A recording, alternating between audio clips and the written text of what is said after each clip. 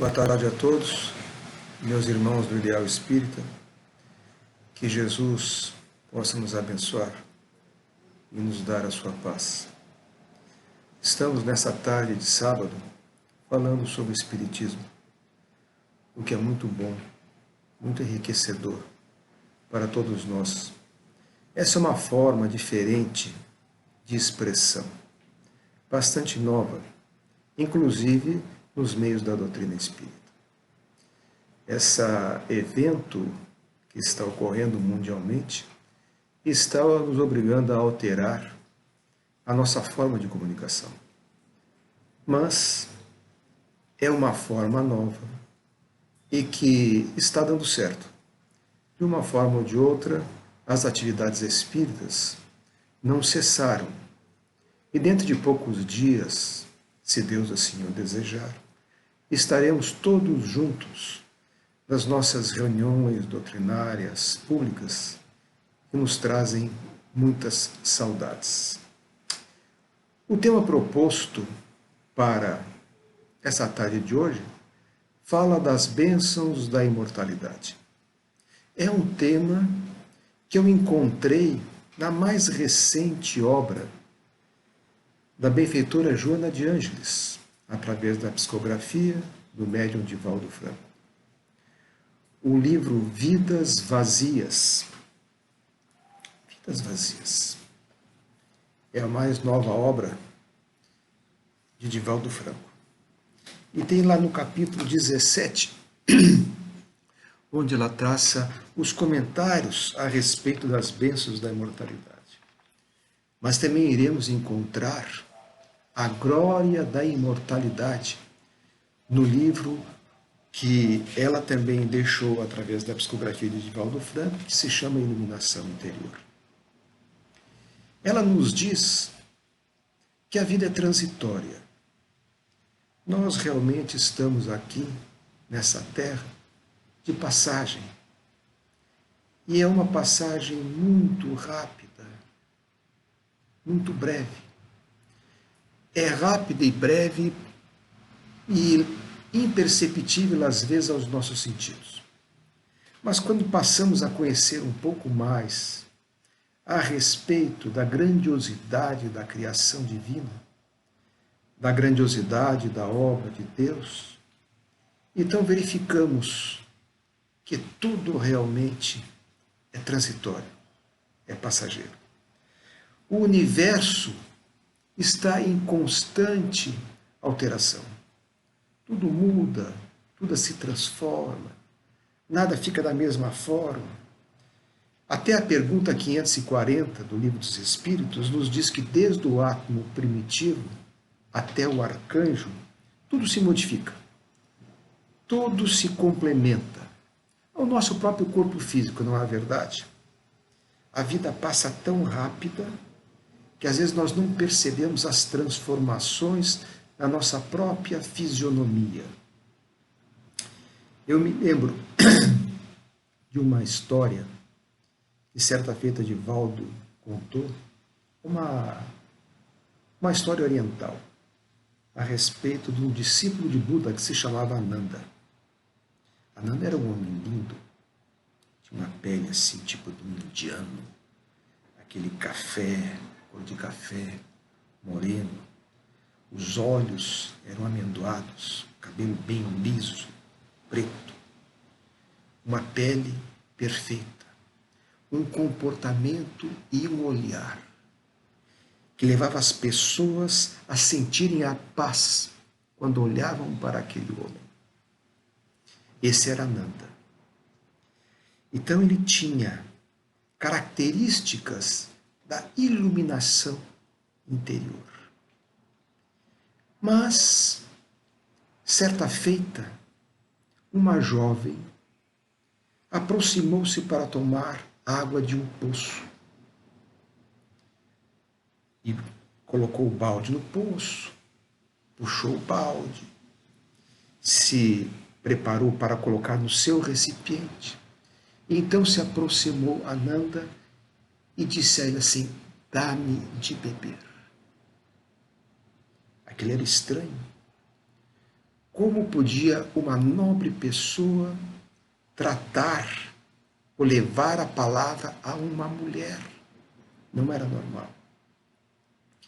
Então essa mulher descedentou o que Ananda havia lhe pedido.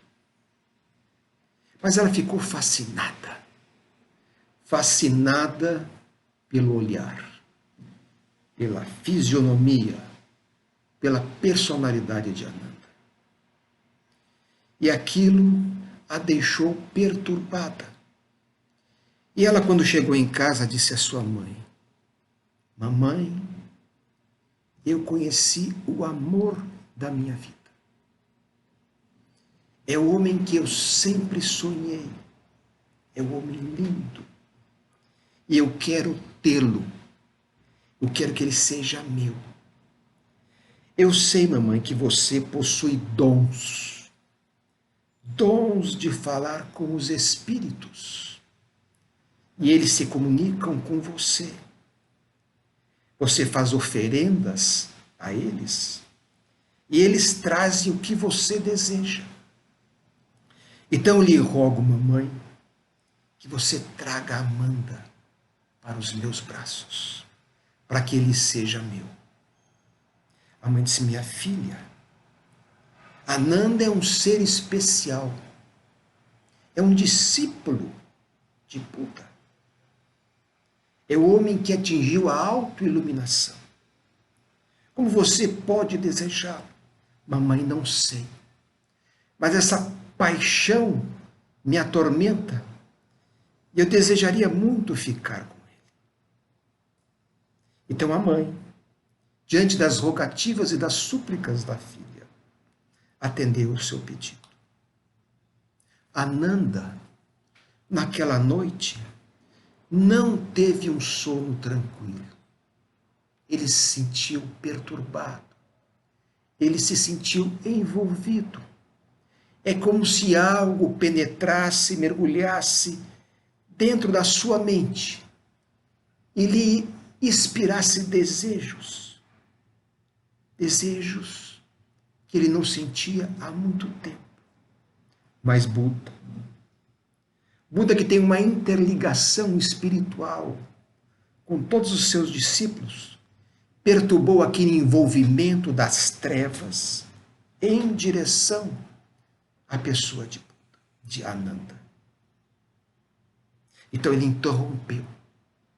Com o seu poder psíquico, ele interrompeu aquele envolvimento que Ananda estava tendo. No outro dia, a moça procurou a mamãe. Mamãe, como foram os trabalhos que você desenvolveu naquela noite? Eu me vi também num sonho, onde eu dançava músicas especiais. Eu dançava com vestidos de 7 véus e foi me desnudando e me apresentando a Ananda. E eu senti que ele se envolvia na minha dança, nos meus trejeitos, na minha forma de expressão. Eu expressava a minha beleza exterior. Mas de repente tudo parou. Não sei o que houve. Minha filha, como ele disse, Ananda é um homem especial, discípulo de Buda, que percebeu o trabalho que havia sido desenvolvido e interrompeu. A menina não se conformou. Não se conformou com essa situação de perder aquele homem maravilhoso, com aquela pele especial, aqueles olhos envolventes, amendoados. Não. Ela foi pessoalmente conhecer e falar com Buda. Mas Buda já sabia da visita que iria ter. E disse assim: minha filha, veja como Ananda é lindo nos dias de hoje. Mas aqueles lindos cabelos pretos e lisos irão ser reduzidos.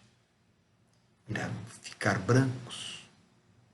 Quizá até poucos cabelos restarão na sua cabeça. As sobrancelhas também ficarão brancas. A sua pele irá se emurchar. Ele irá reduzir de tamanho, se curvar. Os seus dentes alvos e cristalinos, como se fossem pérolas, irão desaparecer. O seu rosto terá a expressão das rugas, das ações do tempo. Os seus olhos ficarão diminuídos pelo peso das suas pálpebras. Assim, então, aquele homem lindo que você vê hoje, em poucos anos, muito poucos anos, não será o mesmo. Mas Buda fez um convite especial a ela. Se você deseja amar e não simplesmente ter paixão, autoilumine-se. Então Buda convidou-a para a transformação interior. E os anos passaram para os dois. E depois de muito tempo, Buda perguntou a ela: você ama a Ananda? Ela disse sim, mas não somente a ele. Eu amo a todos que me cercam. Agora compreendo que a destinação da minha vida é amar. Vejam, meus irmãos, como é transitória a vida. Em poucos anos, tudo se transforma. O tempo passa. E Ananda, que era belo, também sofreu a ação do tempo. O importante é o crescimento interior. A luta da vida é contínua. Não existe parada. Nós nascemos para lutar, para crescer, para nos educar. Então, a benfeitora Joana de Ângeles considera que a existência é uma bênção. É uma bênção da imortalidade. Por quê? Porque nada cessa. Tudo se transforma. O que nos cerca se transforma. E nós iremos crescer, progredir.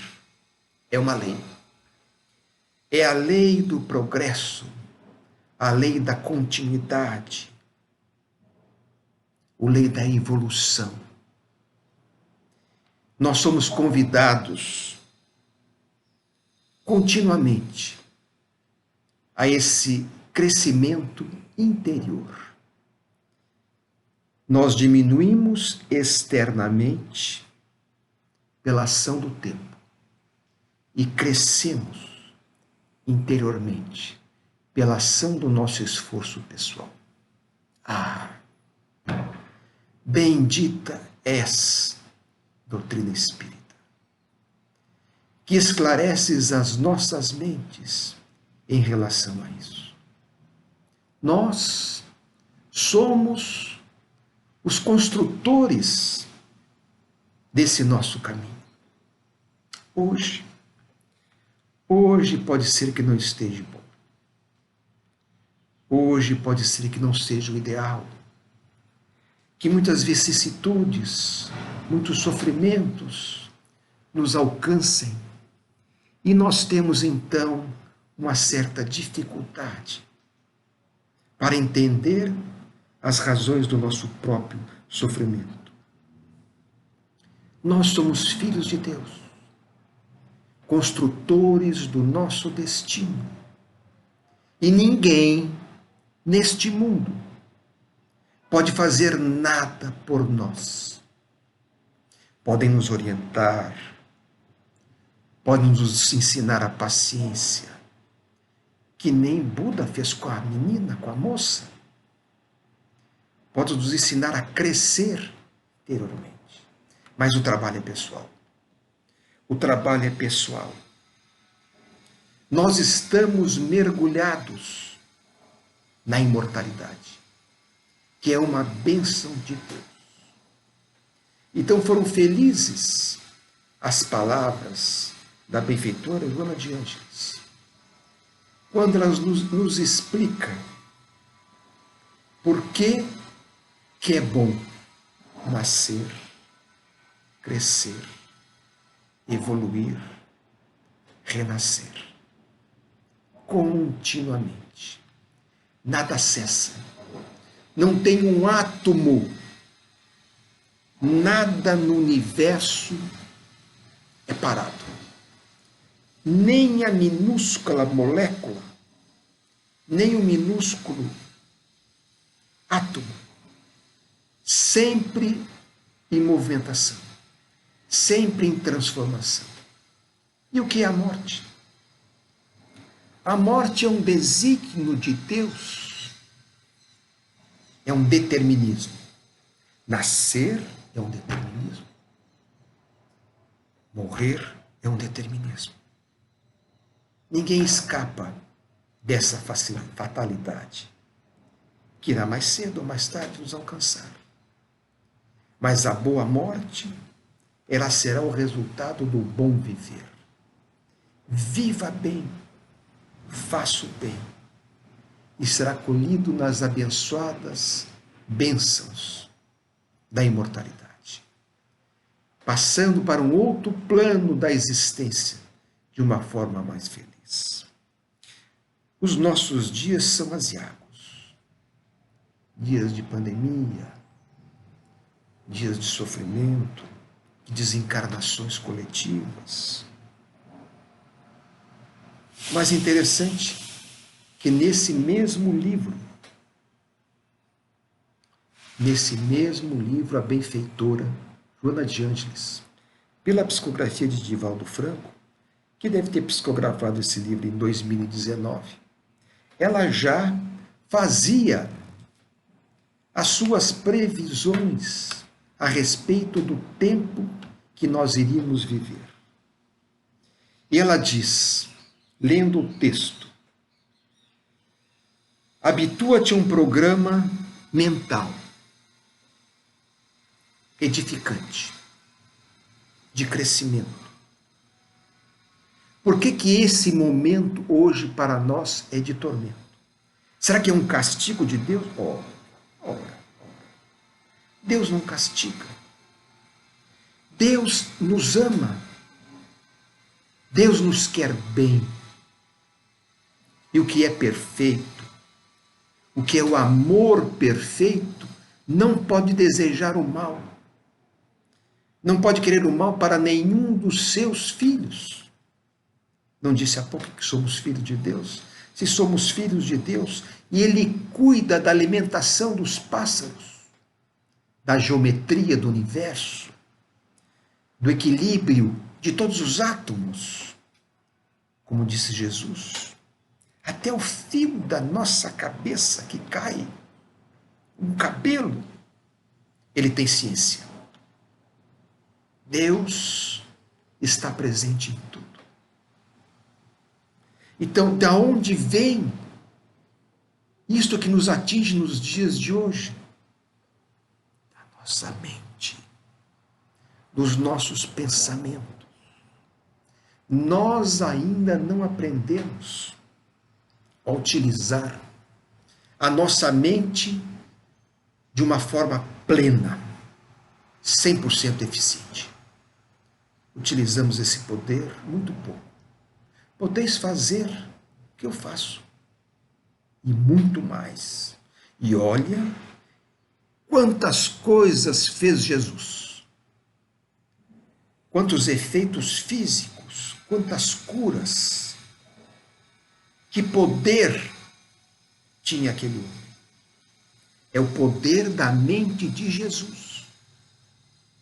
Então, a nossa mente, hoje, está mais vinculada às ações menos nobres, a pensamentos deletérios, pensamentos que criam miasmas, que criam ondas pestilenciais que envolvem o planeta. Esse poder da nossa mente se imanta aos vírus, aos micróbios, às bactérias, cria uma animação. O que nós temos aí hoje são seres microscópicos animados pelo homem, pela nossa mente. Então, quando nós lemos no Livro dos Espíritos a respeito da lei de destruição, na parte das leis morais, ali nós compreendemos que é necessário muitas vezes destruir para reconstruir. Nós espíritas sempre falamos muito do mundo transitório, dos mundos de regeneração, que nós estamos hoje vivendo provas e expiações, mas que tudo irá se modificar. Sim, irá se modificar. Irá se modificar quando nós nos modificarmos. Então Deus, na sua generosidade, querendo contribuir com a humanidade, cria mecanismos não gerados por Ele, mas gerados por nós. E acaba acontecendo esse evento que hoje está nos envolvendo. Esse evento, ele vem e está destruindo os velhos costumes, reerguendo um novo procedimento, uma nova conduta, reerguendo uma nova moral, um novo procedimento. A benfeitora Joana de Ângeles é um espírito muito sábio. Conhece as nossas almas, assim como Jesus nos conhece um a um. Sabe da nossa capacidade, do nosso potencial. E diversas vezes eu li a obra Boa Nova, de autoria do benfeitor Humberto de Campos, através do magnífico médium Francisco Cândido Xavier. Humberto de Campos é um jornalista estupendo. E ele, então, nos escreveu a respeito de Joana de Cusa. Joana de Cusa, a esposa do intendente Cusa, que servia a Antipas na época de Jesus.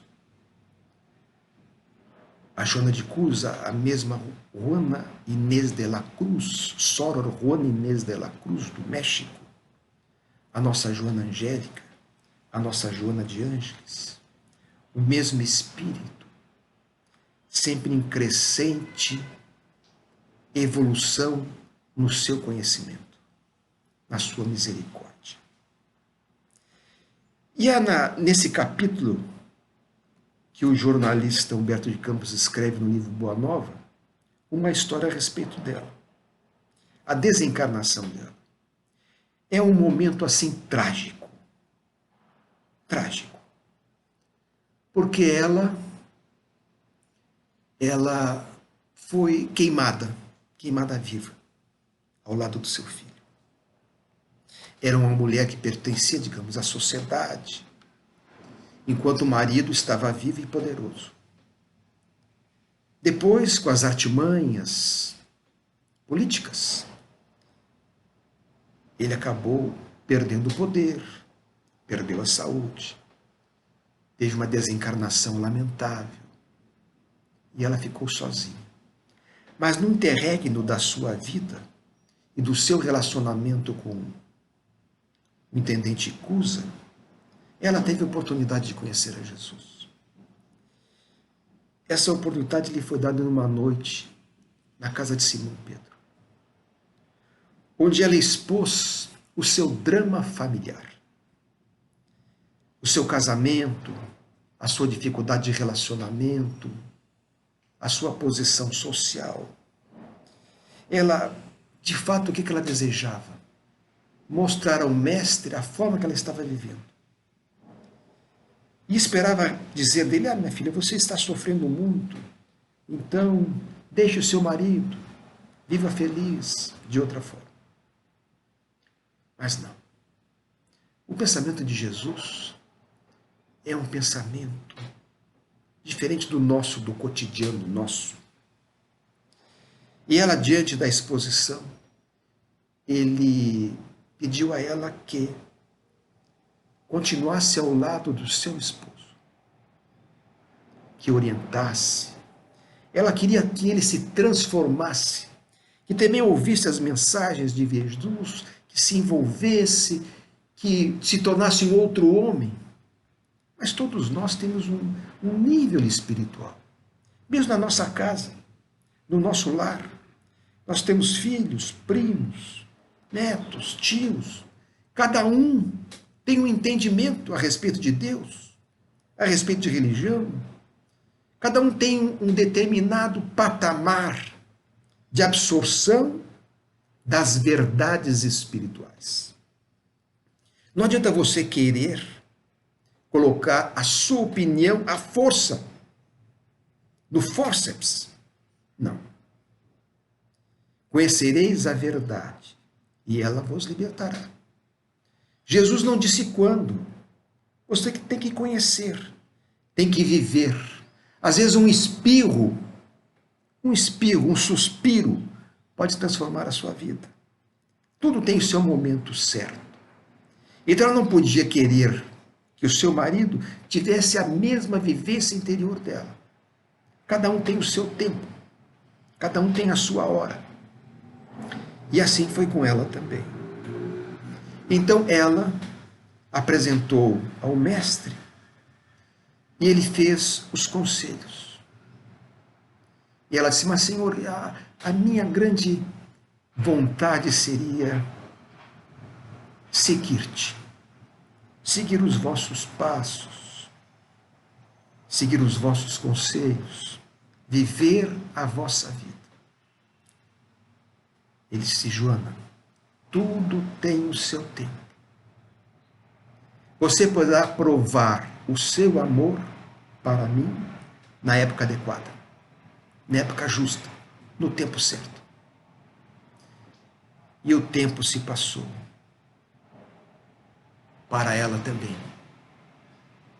E ela, de Patrícia, foi transformada numa escrava, foi para as galeras romanas, conduzida a Roma, lá pelo ano de 68, então, que as perseguições contra os cristãos estavam em evidência.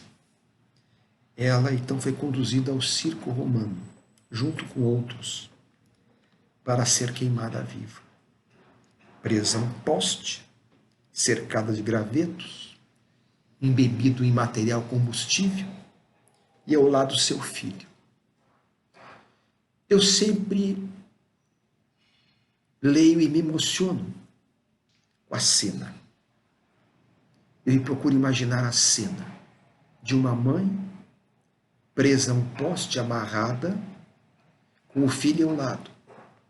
Ela poderia dizer uma palavra mágica. Uma palavra mágica. Eu abjuro.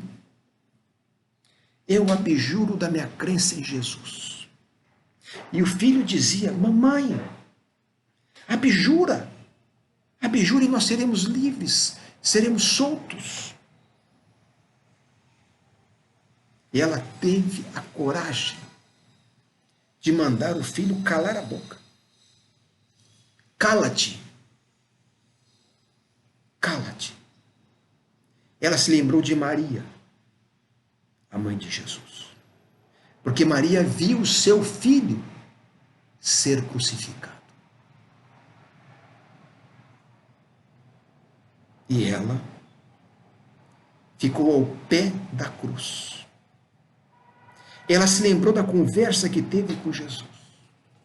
Um dia poderás demonstrar a fidelidade que dizes ter para comigo. É o momento do teu testemunho. Ela teria que testemunhar o amor a Jesus. Um testemunho tão grande que teria que recusar e condenar à morte o próprio filho. E nesse evento eu sempre me pergunto, o que faria eu naquele lugar? O que fariam vós, minhas irmãs, no lugar de Joana de Cusa? Vocês mandariam o filho calar a boca? Ele nos amou. E ele pede agora o nosso testemunho. Mas para mim, no meu entendimento, tinha algo a mais. Esta senhora tinha noção da imortalidade. Ela sabia que aquele instante, quando a fumaça começasse a envolver e entrar nos seus pulmões, fazendo-a desmaiar, para depois ser queimada, era questão de minutos. Minutos. Alguns instantes de dor. Mas ela sabia que a vida não se extingue. Que a vida continuava. E ela poderia ter o filho nos braços em poucos instantes a mais. Então ela dava o testemunho, tinha certeza na imortalidade da alma, seria levada ao mundo espiritual. E diante dos méritos que possuía, poderia ver e ter os filhos no braço. Ele não conhecia nada disto. A preocupação dele era salvar o quê? A indumentária. Salvar a indumentária carnal. Isso é que lhe interessava. A mãe abjurava, eles seriam soltos. Estava tudo resolvido. Fácil. Fácil. É a porta larga. É sempre mais fácil. A porta estreita é mais difícil. Nos exige mais. Então, ela tinha um amor ao filho e o conhecimento da imortalidade da alma. Quando o seu carrasco, o seu verdugo, o centurião, perguntou a ela: esse teu Cristo só te ensinou a morrer? Ela puxou todas as energias do seu corpo e disse: não somente isto, mas me ensinou a te amar. Olha, meus irmãos, que profundidade de pensamento. Na hora da dor, ela se lembrou de Jesus. Pai, perdoai-lhes. Não sabem o que fazem. São crianças. São crianças. O que é que ela pensava do verdugo? Mesma coisa. Você vai queimar o meu corpo, mas eu voarei livre como um pássaro e poderei ter novamente meus filhos, o meu filho nos braços. A lição mais difícil do Evangelho, segundo o Espiritismo, que a Kardec faz uma análise do amor aos inimigos. Nós temos dificuldade de amar aos inimigos. É muito fácil amar o amigo, o vizinho, o primo, o conhecido, aqueles que nos beneficiam. Mas amar quem não gosta de nós já faz que é mais difícil. Já é um outro passo, muito mais além. Então nós vemos que ela adquiriu o conhecimento da imortalidade e o conhecimento que Jesus lhe transmitiu de amar os seus inimigos. A benfeitora conhecia em profundidade o que estava dizendo e o que estava fazendo. E foi recebida nos braços de Jesus. Então vemos que a nossa doutrina espírita é altamente consoladora. Altamente consoladora. Quando nós vamos no capítulo 4, na segunda parte do Livro dos Espíritos, nós iremos lá encontrar a pluralidade das existências. E Kardec lá fala do assunto chave da doutrina espírita. O dogma, ele mesmo diz, o dogma da reencarnação. Meus amigos, meus irmãos, me diga uma coisa. Vocês entenderiam esse mundo que nós vivemos se não fosse pelas bênçãos da reencarnação? Pela pluralidade das existências? Fica difícil. Qual é o objetivo, então, da reencarnação? Expiação. Expiação. Melhoramento da humanidade. Não existe nessa santa terra criada por Deus ninguém em regime de exceção. Os mais ricos, os mais venturosos, as mais belas, os mais belos, homens e mulheres, todos estão em prova, todos estão em expiação. Sem isto, onde estaria a justiça? Onde estaria Deus? Existem limites? Será que eu posso dar saltos quânticos de aperfeiçoamento? Analise o seu caráter. Analise a sua personalidade. Veja o que você é. Será que você tem curiosidade de saber o que você foi? Será que isto é bom?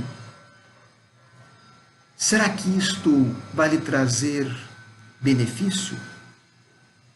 Frutos saudáveis? Se hoje você é assim, e fazendo uma análise pessoal, conforme a pergunta 919A no Livro dos Espíritos, você vai ver que essa análise vai lhe conduzir a uma reflexão no seu dia a dia e você vai analisar as suas múltiplas imperfeições. Você também possui virtudes. Todos nós possuímos virtudes. Mas o passado é uma bênção. É uma bênção que o véu do esquecimento envolve para que não perturbe os nossos dias atuais. Imagine você no lar, sabendo que seu filho lhe traiu em existência anterior, ou que ele foi um criminoso, ou, ao contrário, que você o tenha assassinado, que a sua mulher não é aquela que você pensava. Na família estão os núcleos das nossas dificuldades. Então nós temos uma multiplicidade de oportunidades. Por isso que é imortalidade. O espírito é imortal. A carne é temporária. É um envoltório. É uma ferramenta. Algo que nós utilizamos para o nosso crescimento. Que Deus nos deu para nós cuidarmos bem. para não dissiparmos as nossas energias em excessos, em maus costumes, porque poderemos abreviar o período que nos foi concedido pela alimentação do nosso fluido vital. Nós gastamos, dissipamos, pela dissipação moral e pelos costumes. Podemos receber uma misericórdia e ter mais fluido vital, estender a nossa existência para termos um melhor proveito. Um melhor proveito. Então a reencarnação é essa multiplicidade de existências que parece não ter fim. Nós já tivemos diversas e teremos inúmeras outras. Todas nos farão crescer. Todas nos farão atingir o ponto máximo. Qual é o ponto máximo conhecido para o homem? O ponto máximo de espírito puro. O que é o espírito puro? Eu não tenho mais essas necessidades de alimentação, esse caminhar arrastado no chão. Eu poderia volitar, voar. Hoje estou aqui me expressando através do verbo, das palavras.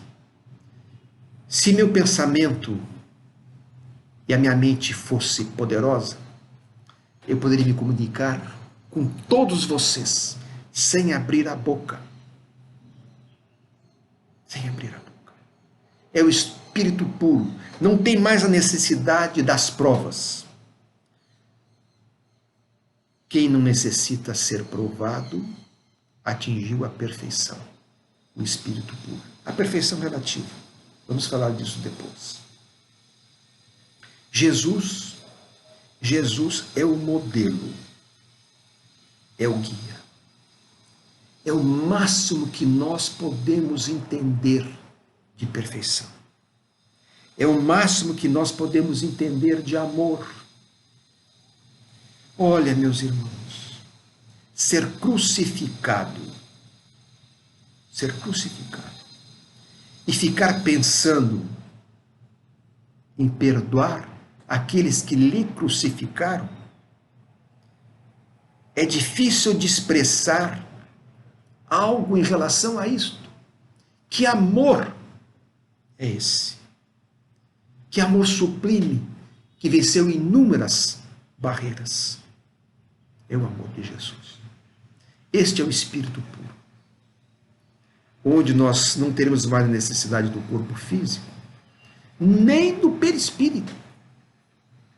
Seremos espírito puro. Seremos uma fonte de energia cósmica a nos deslocar pelo espaço de universo em universo para onde quisermos, rumo e conectados a Deus. Mas o entendimento hoje é só um. É Jesus. Esse é o nosso entendimento. É a nossa busca. É o nosso desejo, é o nosso anelo. É a Ele que devemos nos modelar. E é a Ele que devemos buscar. E eu acho tão interessante a personalidade de Jesus. Veja o que é o amor. O que é o amor? Jesus, após a crucificação, ele se transfigurou. Então nós lemos nos evangelhos, principalmente em João, onde ele teve um encontro com Madalena. Que ele estava no corpo espiritual. Ela luz. E ele disse a ela: eu ainda não fui ao Pai. Eu ainda não fui ao Pai. Quando nós buscamos na literatura espírita, e Humberto de Campos é fantástico, ele também, no mesmo livro Boa Nova, nos fala do traidor. E eu tenho pensado nesses dias que passaram, onde nós vivenciamos a Páscoa, a queima de Judas,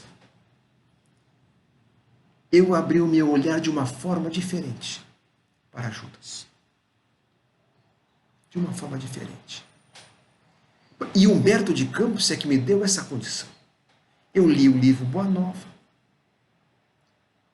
onde nos é apresentado Judas, um Judas político. Um Judas político. Um Judas que via Jesus como um socialista. Um homem que não poderia dirigir uma nação, porque ele, acima de tudo, era simplesmente amor. E com o desprendimento dos bens materiais, que fugia à compreensão de Judas, que era o tesoureiro da turma, o esclarecido, que cuidava dos suprimentos. Ele se eu criar um mecanismo político para prender Jesus, irei assumir o poder e me utilizarei depois de Jesus de outra forma.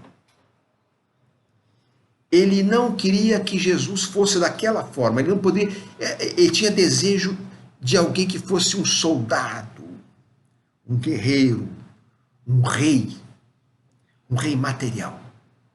E Jesus era um rei celestial. Então ele foi envolvido pelos maus pensamentos. E Tiago disse a ele: cuidado com teus maus pensamentos, com as tuas más ideias. Aí que surgiu aquela de ele conversar com os anciãos e com os doutores da lei e vender a Jesus por 30 moedas. Por 30 moedas.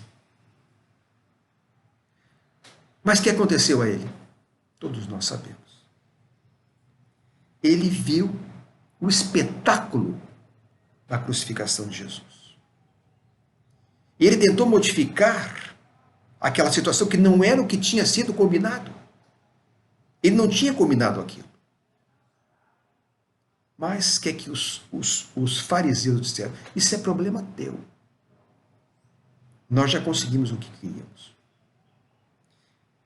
E Jesus foi crucificado. Morreu na cruz. E o nosso Judas Iscariotes teve uma dor de um arrependimento. Uma consciência de culpa a consumir a sua alma. O que ele havia planejado não deu certo. Quando nós lemos o livro Crônicas de Além Túmulo, também de Humberto de Campos, existe lá um capítulo chamado Judas, que foi escrito em 19 de abril de 1935, por Francisco Cândido Xavier, na psicografia. E diz que Judas, então, no mundo espiritual, o nosso Judas foi entrevistado também por Humberto de Campos. Depois de muitos séculos, ele se encontrava em Jerusalém, contemplando aquela paisagem e se recordando de todos os momentos que ele viveu e das múltiplas reencarnações que ele teve nas maiores dificuldades, como leproso diversas vezes, e culminou, como todos nós sabemos, como Joana d'Arc, no século XV, onde ela foi presa, vilipendiada, considerada uma traidora e queimada viva. Foi o ápice de Judas Iscariotes. A dor suprema. Tudo o que ele fez culminou ali. A traição, a forma que foi tratado. Em vez da crucificação, morreu queimado. Morreu queimada. Mas veja o que é o amor, meus irmãos. O amor de Jesus. Jesus foi às geenas infernais, depois que Judas se enforcou, para resgatá-lo. Ficou 3 dias com ele. consolando-o e trazendo-o nas múltiplas reencarnações. Por que ele necessitava reencarnar? Para expiar os seus erros. E ele faz uma observação, Humberto de Campos, muito interessante. Que ele hoje é considerado uma figura ingrata no mundo. E diz, eu me lembro agora das festas, da queima de Judas. Nós que atiramos as pedras e queimamos Judas, será que nós temos a moral para atirar a primeira pedra? Ou para queimar Judas? É uma pergunta que nós devemos responder. Ele, segundo Humberto de Campos, conseguiu, depois de muitos séculos, esquecer a sua consciência de culpa, o seu arrependimento. Nascia, morria, e a culpa era tão grande que ele buscava novamente uma nova reencarnação, para poder esquecer aquele momento infeliz que já perdura por 2 milênios entre nós. Mas tudo, meus irmãos, é por amor. Jesus buscou Judas, primeiro, antes de ir ao Pai. É o amor que comanda o mundo. E Deus nos deu esta bênção da imortalidade. Tudo o que fizermos hoje de bom será bom para nós. O que fizermos de mal, teremos que reparar. A doutrina espírita é esse farol que está iluminando as nossas consciências e nos dando oportunidade contínua de um novo viver. Meus irmãos, que Jesus nos abençoe e Ele possa então nos dar a sua paz. Um ótimo final de tarde a todos. Fiquem em paz. Muito obrigado.